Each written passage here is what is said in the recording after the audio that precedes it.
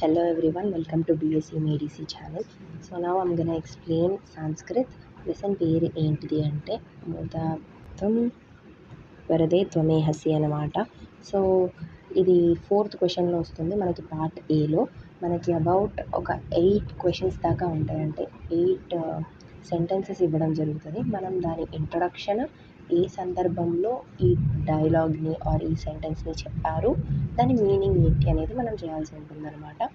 So ఇది 5 మార్క్స్కి ఉంటుంది. పార్ట్ ఏలో క్వశ్చన్ నెంబర్ 4. సో మనకి ఇది తెలియడానికన్నా ముందు మనకి ఈ లెసన్ గురించి తెలియాలి. సో ఇదేంటిదంటే ఈ లెసన్ అనేది ఎక్కడి నుంచి తీసుకున్నాము అంటే అయోధ్యకాండ నుంచి తీసుకున్నాము. రామాయణంలో రామాయణం ఎవరు రాశారో మనకు తెలిసిందే, వాల్మీకి. ఇదే ఇంట్రొడక్షన్ అవుతుంది ప్రతి ఒక్కదానికి. సో కాబట్టి మనం ఈ లెసన్ జస్ట్ చిన్నగా తెలుసుకోవాలి అంటే జస్ట్ దశరథ మహారాజు ఎవరైతే ఉన్నారో ఆయన నాకు కొంచెం ఏజ్ అయిపోతుంది. సో కాబట్టి మా కొడుకుని నేను రాజుగాను యువరాజుగా చేద్దామని అనుకుంటున్నాను ఫస్ట్ అని చెప్పేసి చెప్తూ ఉంటారనమాట. ఎవరికి? మొత్తం వాళ్ళ కింగ్ వాళ్ళ సబార్డినేట్ కింగ్స్ ఉంటారు కదా, వాళ్ళందరికీ చెప్తూ ఉంటారు. అయితే చెప్పేటప్పుడు వాళ్ళు ఎలా రాముడిని పొగిడారు, అవును రాముడు చాలా మంచివాడు, చెయ్యండి, అందరూ లోకం బాగుండాలి, ఇట్లా మాట్లాడుకుంటారు. అవే ఉంటాయి అన్నమాట, చాలా ఈజీగా ఉంటాయి.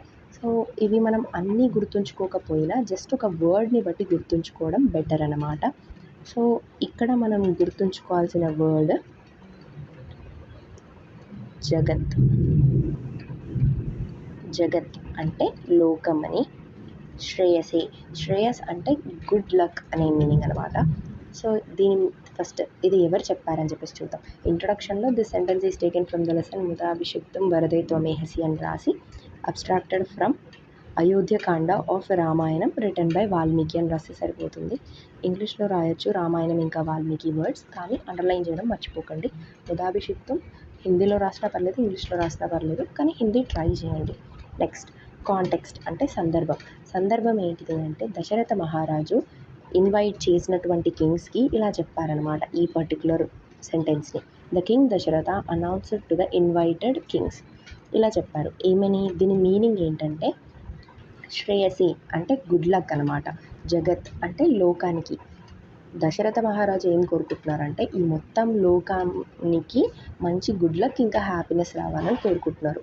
సో ద మీనింగ్ ఏమవుతుంది? ఐ విష్ టు ఎండౌ అంటే ఇవ్వడం the whole world with good luck and happiness అని చెప్పేసి ఇదనమాట first sentence. Next second one. ఈ సెకండ్ వన్ అనేది చాలా ఇంపార్టెంట్ యాక్చువల్లీ.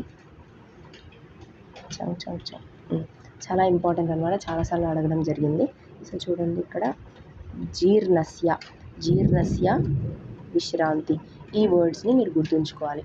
జీర్ణస్య అంటే అరిగిపోవడం అన్నమాట. విశ్రాంతి అంటే రెస్ట్ ఇవ్వడము. సో ఇది మళ్ళీ దీనికి ఇంట్రొడక్షన్ ఏం రాస్తారు? The sentence is taken from ముదాభిషిక్తం. ఇదే సేమ్ పైన ఉన్నదే రాస్తారు. కాంటెక్స్ట్కి వచ్చేసరికి అంటే సందర్భంకి వచ్చేసరికి దశరథుడు ఇన్వైట్ చేసిన ఆ కింగ్స్తో ఇదే చెప్తున్నారు. అంటే ఫస్ట్కి సెకండ్కి సేమ్ కాంటెక్స్ట్ అన్నమాట.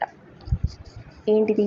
I wish to give rest to this worn out body. అంటే వోర్న్ అవుట్ అంటే జీర్ణించిపోయిన, అంటే నా బాడీ చాలా టయర్డ్ అయిపోయింది, నేను ఈ బాడీకి రెస్ట్ ఇవ్వాలనుకుంటున్నా రాముడిని కింగ్గా చేసి అన్నట్టు చెప్తున్నారు.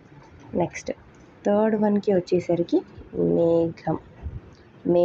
మేహం అనే వర్డ్ కనిపిస్తుంది కదా. దాని తర్వాత వృష్టి. వృష్టి అంటే వర్షం. మేఘం అంటే మనకు తెలిసిందే క్లౌడ్. సో ఫస్ట్ ఇంట్రొడక్షన్కి వచ్చేసరికి అన్నిటికీ సేమ్ ఇంట్రొడక్షన్ ఉంటుంది, ఉన్నది ఉన్నట్టు రాసేయడమే. కాంటెక్స్ట్కి వచ్చేసరికి ఈ దశరథుడు స్పీచ్ని కంప్లీట్ చేశాక ఈ కింగ్స్ ఎవరైతే విన్నారో వాళ్ళు ఇట్లా క్లాప్స్ కొట్టారంట, ఫుల్గా అప్లాడ్ చేశారంట. So after Dasharatha speech the kings assembled in the council applauded the emperor. Meaning ఏంటి? వర్షంలో వృష్టి అంటే చెప్పాను కదా వర్షం అని. మేఘంలో నుంచి కురుస్తున్న వర్షంని చూసి ఒక పీకాక్, బహిరణ అనమాట, అట్లా కూడా అంటారు పీకాక్ని. సో ఒక పీకాక్ ఎలా అయితే డాన్స్ చేస్తుందో అంత సౌండ్గా, అంటే వాళ్ళు అంత హ్యాపీగా నవ్వుతూ క్లాప్స్ కొట్టారు అనేది దాని మీనింగ్. యాజ్ మీనింగ్లో చూద్దాం. As the peacock in delight అంటే happiness when they see the raining great cloud, అంటే మంచి మెరుపులు, మంచి క్లౌడ్ని చూస్తే ఎంత హ్యాపీ అవుతారో అలాగే అక్కడున్న కింగ్స్ కూడా హ్యాపీ అయ్యారు అని. నెక్స్ట్ ఇక్కడ గుర్తుంచుకోవాల్సిన వర్డ్ కళ్యాణ గుణ. కళ్యాణం అనేది లైక్ పెళ్ళి కాదండి, ఇట్ మీన్స్ ఆస్పీషియస్ అనమాట. అంటే లైక్ చాలా మంచి విషయము అన్నట్టు. గుణం అంటే మనకు తెలిసిందే క్వాలిటీస్.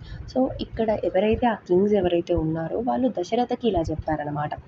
ఇంట్రొడక్షన్ సేమ్ రాస్తాం. కాంటెక్స్ట్కి వచ్చేసరికి all people who gathered in the council told Dasharatha like this.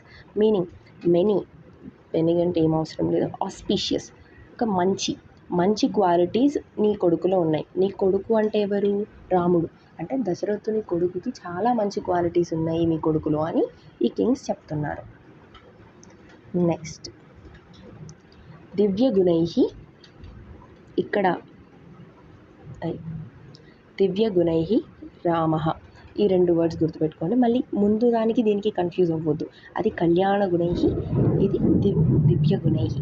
So Rama అంటే ఏంటంటే ఇక్కడ ఆల్ పీపుల్ ఏం జరుగుతుందంటే అక్కడ ఉన్న కౌన్సిల్లో ఉన్న వాళ్ళందరూ దశరథునికి ఇదే చెప్తారనమాట. ఇక్కడ ఇది సేమే, ఇది కూడా సేమే. అంటే 2 వాటికి చాలా వరకు సేమ్ ఉంటాయి అన్నట్టు. సో ఏమని చెప్తున్నారంటే రాముడికి ఎన్నో గొప్ప క్వాలిటీస్ ఉన్నాయి. అంటే దివ్య గుణై అంటే డివైన్ క్వాలిటీస్ ఉన్నాయి.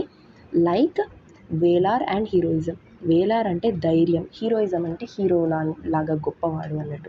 లైక్ దేవేంద్ర అంటే మనకు తెలుసు ఇంద్రుడు అని. ఇంద్రుడు లాగా అన్ని గొప్ప క్వాలిటీస్ ఉన్నాయి. సో అందుకే దైవ గుణై అని అన్నారు. నెక్స్ట్ 6th వన్లోకి వచ్చేసరికి ఇక్కడ గుర్తుంచుకోవాల్సిన వర్డ్ కుశలం. కుశలం అంటే మీరు కుశలమా అని అడుగుతాం. అంటే రాముడు ఎవరైతే ఉన్నాడో ఆయన అంటే అయోధ్యలో ఉన్న ప్రజలందరినీ వాళ్ళ ప్రజలుగా అనుకుని మీరు బాగున్నారా, వాళ్ళ ఎలా ఉన్నారు అని చెప్పేసి కనుక్కునేవాడు అనమాట. సో కాబట్టి మళ్ళీ all the people who gathered in the council told Dasharatha like this. మొత్తానికి 4th నుంచి 6th వరకు వాళ్ళే మాట్లాడుతూ వస్తున్నారు అనేది మీరు గుర్తుంచుకోవాలి. దీనిలో context introduction same as before. Meaning వచ్చేసరికి Rama use it to enquire the welfare of the people like his own people. ఆయన సొంత వాళ్ళుగా అనుకుని ఎప్పుడు కూడా మీరు కుశలమా అని అడిగేవాడు రాముడు అని చెప్పేసి చెప్తున్నారు. నెక్స్ట్ మళ్ళీ ఇక్కడ కూడా చూడండి, కాంటెక్స్ట్కి వచ్చేసరికి all people who gathered in the council told to Dasharatha like this. Introduction context పర్ఫెక్ట్గా చూసుకుంటే మీనింగ్ మాత్రం కరెక్ట్గా వర్డ్ని గుర్తించి మీరు రాసేయచ్చు.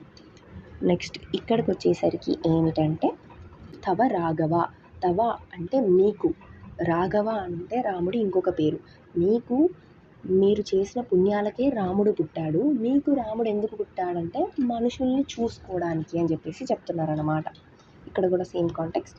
మీనింగ్ వచ్చేసరికి O Dasharatha because of your goodness అంటే మీరు చేసిన మంచి పనులకి Rama has become your son to look after the welfare of the people. మనుషుల్ని చూసుకోవడానికి. ఒకవేళ ఎవరైనా తెలుగులో రాయాలి అనుకునే వాళ్ళు మీదనే ఉంది. సో దాన్ని కూడా మీరు చదువుకోవచ్చు ఒకసారి.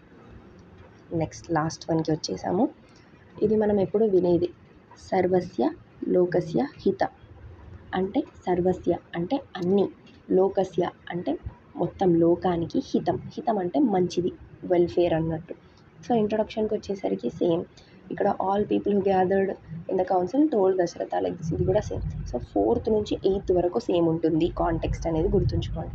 నెక్స్ట్ మీనింగ్ వచ్చేసరికి the good qualities of Rama అంటే ఇక్కడ రాముడికి ఏవైతే మంచి క్వాలిటీస్ ఉన్నాయో దానివల్ల లోకం మొత్తం మంచిగా అయిపోవాలి అని అంటున్నారు. లోకస్య హిత. సో ఇదన్నమాట. దీనిలో నుంచి మీకు ఖచ్చితంగా 5 మార్క్స్ అనేది గ్యారంటీగా వస్తుంది. ఉన్న 8లో ఏది స్కిప్ చేయడానికి వీలు లేదు. ఉన్నవి ఉన్నట్టు నేర్చుకొని వెళ్తే ఈ వర్డ్స్ని గుర్తించగలిగితే మీకు 5 మార్క్స్ మీ చేతుల్లో ఉన్నట్టే. Thank you. Do subscribe if you like the content.